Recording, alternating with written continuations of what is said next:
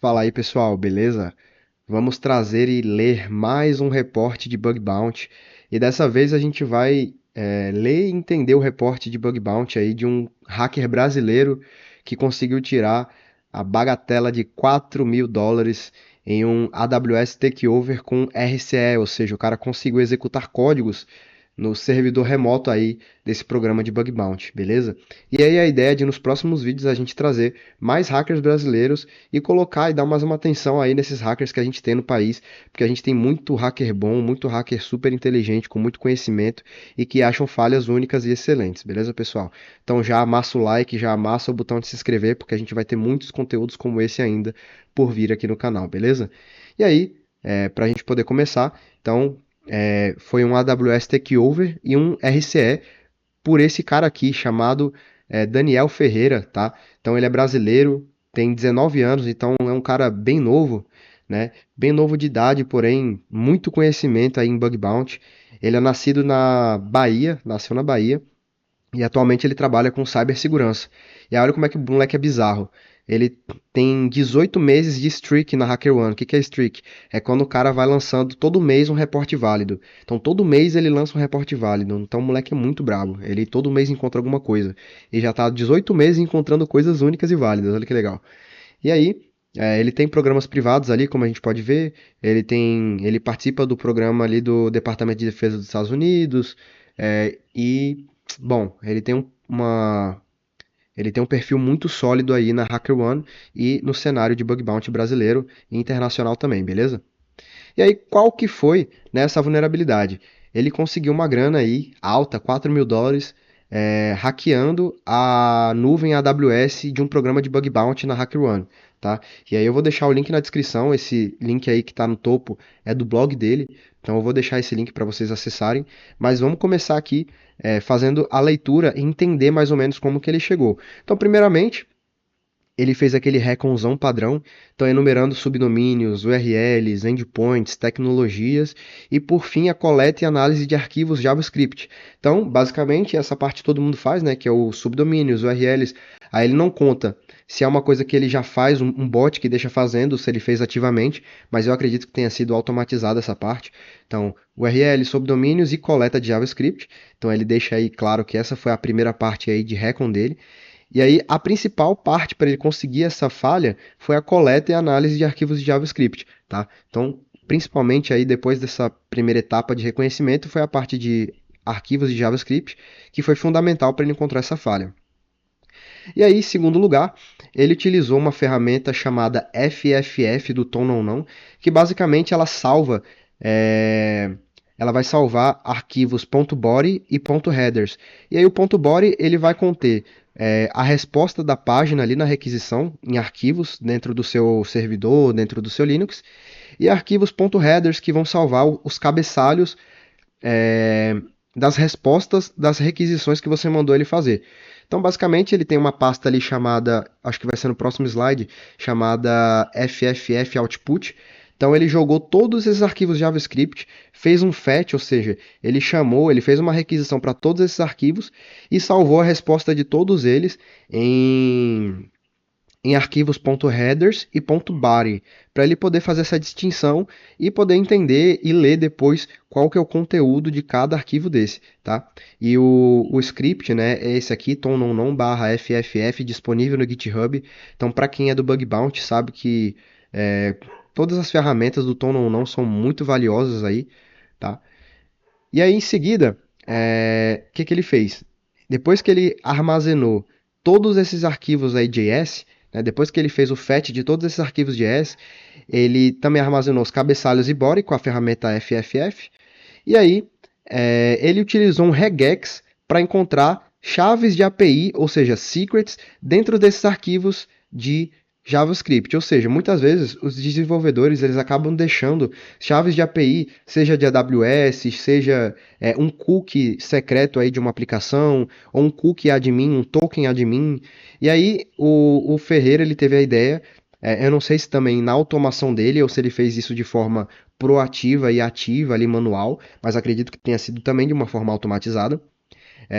Ele tem uma função ali que ele faz um grep, ele utiliza a ferramenta grep do Linux, e ele procura através do regex por chaves de API dentro dos arquivos JavaScript.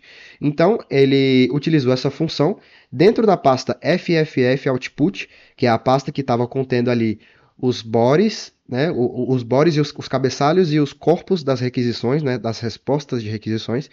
E aí, depois que ele fez esse grep com regex, né, aí ele pôde perceber ali que voltou em um determinado JavaScript uma chave de API. Então, como vocês podem ver aqui embaixo, tem a resposta redacted.com, isso aqui é a resposta desse comando que ele deu.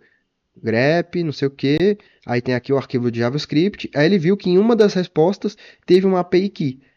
Isso aí foi muito interessante porque ele encontrou uma chave de API, beleza. Vamos para o próximo passo.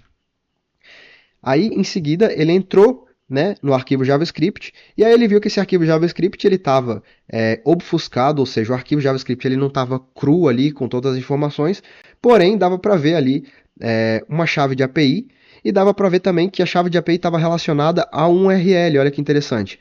URL redacted.com, redacted porque obviamente ele não vai botar o nome da empresa, /v1 /processdata.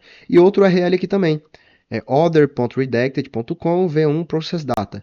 E aí, para cada URL dessa, ele encontrou uma chave de API. Porém, ele não sabia até aquele momento para que servia essa chave de API.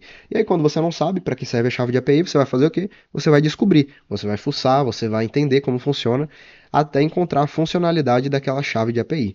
E aí, foi o que ele fez.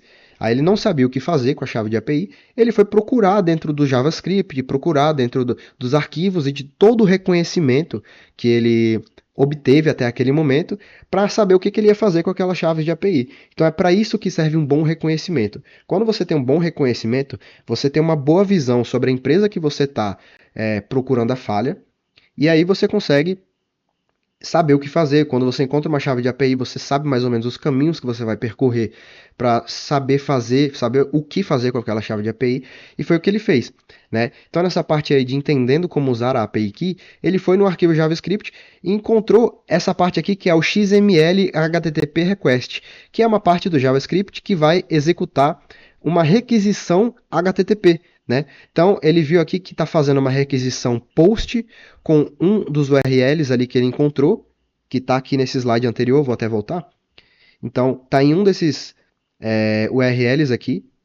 Então ele faz uma requisição POST para o URL, aí ele seta o authorization header, que no caso vai ser a API Key que ele tinha encontrado. Então ele já descobriu como que está sendo utilizado, para qual URL, e aí ele seta também aqui o Content Type, Application JSON. Então, para quem, se estiver sendo muito complicado para entender, pessoal, cada requisição HTTP, ela vai ter um Content Type que vai dizer qual que é o conteúdo, qual que é o tipo, o formato ali daquela requisição. Um Authorization Header, que pode ser um cookie ou um token, no caso aqui foi um token, que foi a API Key, que é mais ou menos tipo uma chave que permite que um determinado usuário que porte aquela chave e acesse algum recurso na aplicação ou na empresa. Então, ele encontrou dentro de um JavaScript mais ou menos o que ele ia fazer com aquela chave de API. Então, isso daí foi um outro passo. Dentro do reconhecimento dele, ele encontrou um JavaScript que explicava, que mostrava ali como que ele ia utilizar aquela chave de API. E aí, em seguida, ele fez um teste e ele deu um get com a chave de API que ele tinha encontrado, né? Então, isso daqui é como se parece uma requisição GET. Se você utiliza o Burp Suite muito, você vai saber que isso daqui é uma requisição GET. Então, get, subdomínio.redacted.com, authorization header com a API Key que ele tinha encontrado anteriormente, aquele content type que estava definido no JavaScript, que deveria estar dentro dos cabeçalhos, e aí ele conseguiu acesso a uma página, porém a página não estava dizendo muita coisa. A página deu esse erro aqui, White Label Error Page. Porém, quando você se depara no Bug Bounty ou num pentest, ou em alguma atividade com uma tecnologia ou com um erro que você não conhece, o interessante é que você pesquise, porque você pode trazer e ter informações preciosas sobre o que é aquela tecnologia que está ali por trás. O Ferreira já sabia, mas caso, por exemplo, você visse um erro desse e não soubesse o que fazer, era só você pesquisar no Google. Se você pesquisa no Google White Label Error Page, você vai ver que está relacionado ao Spring Boot, Olha que interessante, só dá uma pesquisada no Google. Aí você consegue ver aqui, ó, Spring Boot Remove, White Label, tudo relacionado a Spring Boot. E aí, o Spring Boot, ele já é conhecido por ter algumas vulnerabilidades críticas nele, né? Quando o desenvolvedor não executa, não faz uma sanitização correta do que está exposto do Spring Boot, ele pode expor coisas muito críticas e sensíveis da empresa. E aí foi isso que o Ferreira explorou, né, nesse bounty que ele encontrou. Então vamos prosseguir. E aí vocês podem perceber que esse bounty não foi uma coisa simples, alterou isso, achou isso. Não, foi um bounty de várias camadas. Primeiro ele procurou, fez um reconhecimento, depois ele encontrou chave de API, depois ele entendeu o que fazer com a chave de API, e agora ele entendeu que tinha uma tecnologia ali por trás. Então vamos passo a passo aqui até entender certinho como foi que ele fez, tá? Aí, beleza. Ele encontrou esse Spring Boot e o Spring Boot ele tem um actuator. Ele tem várias coisas também. Ele tem o heap dump, tem o actuator. Só que quando você encontra isso, você pode perceber que ele tem muitas coisas críticas escondidas ali por trás. Então, ele encontrou muitos endpoints sensíveis. Ele encontrou o actuator, actuator beans, actuator caches. Tem o heap dump também que tem muitas informações sensíveis. E aí ele foi procurando esses endpoints do Spring Boot. Depois que ele entendeu que ali é um Spring Boot, ele foi procurando por esses endpoints sensíveis. E aí ele descobriu que estava depois de barra v1, barra, aí lá tinha esses endpoints, tipo o Actuator, o Heap Dump. E aí foi que ele encontrou o ouro. Por quê? Porque o Actuator e o Heap Dump, eles armazenam informações muito sensíveis das empresas. Então, por exemplo, o HipDump ele armazena chaves, por exemplo, de nuvem, credenciais de bancos de dados, informações sobre o código-fonte. Dá para encontrar também alguns JWTs, segredos de JWT, que no caso é aquele cookiezinho que a aplicação entrega. Então, muitas vezes, no HipDump dá para encontrar o segredo, o secret do JWT. Então, aí você pode acabar alterando o seu cookie da aplicação, e aí você pode conseguir, por exemplo, ter diferentes níveis de permissionamento. Então, se tem admin, você consegue alterar ali o teu JWT para conseguir uma escalação de privilégio. Então, você pode perceber que é muito crítico você encontrar um heap dump. E aí, o Ferreira ele utilizou o Visual VM, porque ele baixou o heap dump depois que ele obteve o acesso.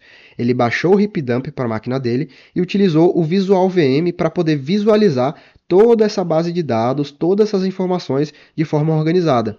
E aí ele utilizou essa ferramenta, beleza?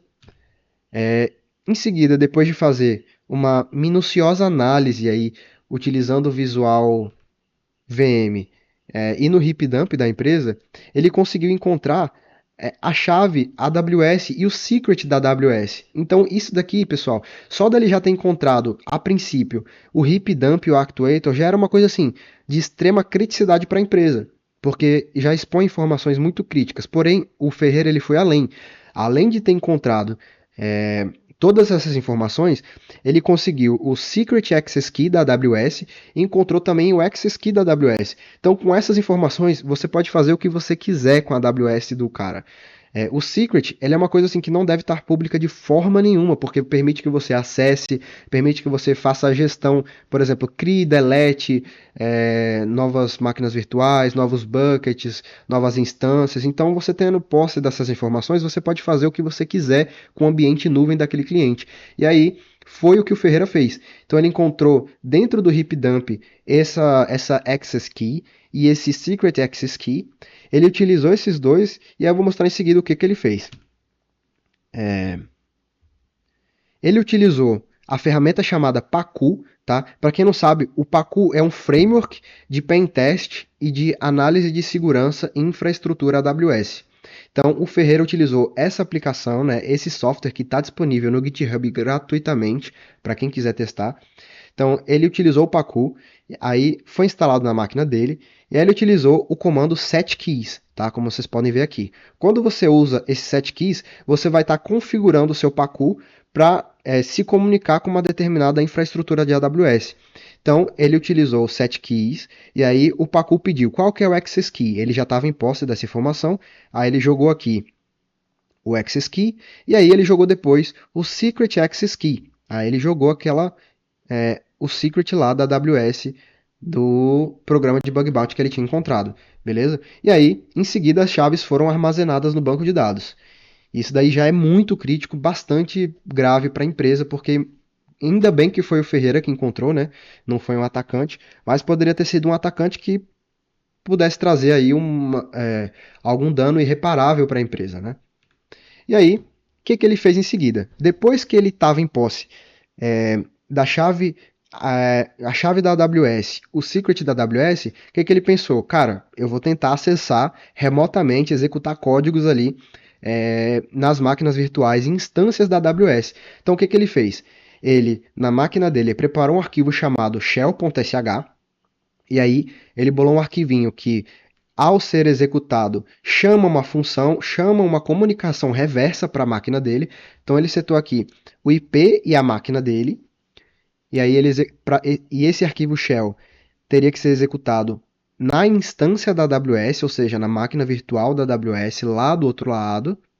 E aí, na máquina dele, ou seja, ele utilizou uma VPS, ou seja, ele tem um servidor próprio da um servidor Ubuntu, não sei, um servidor Linux próprio, e ele setou um netcat na porta 9001, ou seja, esse servidor Ubuntu dele ficou só escutando e esperando uma comunicação externa que viria da AWS desse programa de bug bounty.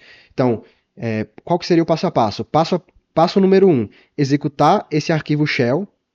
Esse arquivo shell geraria uma comunicação reversa para a máquina dele. A máquina dele iria estar escutando e esperando uma comunicação, e aí quando essa comunicação chegasse na máquina dele, no servidor dele, aí ele teria acesso total à aplicação. E aí ele rodou esse comando aqui no Pacu, que é run ec2, rodar um script. Então ele seleciona um script, aí ele seleciona o shell.sh, que é esse script aqui, e aí ele selecionou um ID de instância, ou seja, ele selecionou uma instância lá, que ele escolheu, e a região, instância arroba região, e aí o Pacu ele respondeu ali uma instância modificada, ou seja, ele conseguiu fazer a execução de um código remoto lá na instância desse programa, dessa empresa aí, que ele encontrou essa vulnerabilidade. Então, olha o quão crítico é isso. Ele encontrou a chave, ele conseguiu executar um comando lá na empresa, e olha que interessante, já era. Depois que ele conseguiu executar esse comando, a instância lá do outro lado mandou uma shell reversa para o computador dele, para VPS, para o servidor dele. E aí, quando ele foi verificar, olha que interessante. Ele verificou que o ID, ou seja, o usuário que estava sendo utilizado ali pela instância era root, ou seja, acabou, cara. Depois que você tem essa informação, depois que você tem esse nível de privilégio, acabou. Então, além do cara conseguir acesso nível root em uma das instâncias, o cara tinha acesso total a todas as instâncias ali e a infraestrutura cloud dessa empresa, pessoal. E olha que interessante, $4.000 aí de bounty, e pelo que eu consegui entender ali no reporte, os caras responderam rápido, acho que foi questão de 3 dias para eles identificarem a falha e pagarem esses $4.000 ao Ferreira, tá, pessoal? Então, primeiramente, Ferreira, parabéns e muito obrigado por me deixar aqui, me permitir falar sobre essa falha. O Ferreira se colocou super à disposição. Quando eu conversei com ele aqui para a gente conversar sobre essa falha no YouTube, ele ficou super alegre e eu também fiquei muito feliz. E já estou empolgado para trazer mais hackers brasileiros e mais falhas brasileiras para a gente explicar aqui no YouTube e entender em conjunto, beleza, pessoal? Então se inscreva no canal, deixa o like e até o próximo vídeo.